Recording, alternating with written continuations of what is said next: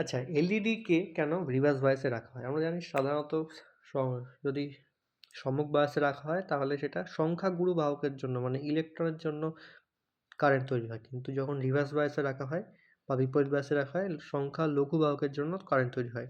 এবার ফটো ডায়োডকে কেন ওরকম রাখা হয়? দেখো এটার ১ নম্বর কারণ হচ্ছে সেনসিটিভিটি বাড়ানোর জন্য। ভালো, ভালো ইলেকট্রন আর চার্জ তৈরি হবে। কারণ কি? আলো পড়ছে, আলো নিয়ে ইলেকট্রনগুলো শক্তি সংগ্রহ করছে, ফোটন শক্তি দিয়ে আরও বেশি, বেশি ইলেকট্রন হোল পেয়ারগুলো ভেঙে যাচ্ছে, দিয়ে আরও ইলেকট্রন তৈরি হচ্ছে।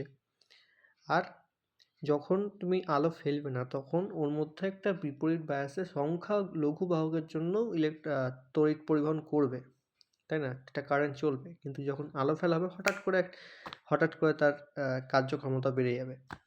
এর জন্য বিপরীত বায়াসে রাখা হয় ফটোডায়োডকে। তীব্রতা মাপার জন্য, আলোর তীব্রতা মাপার জন্য।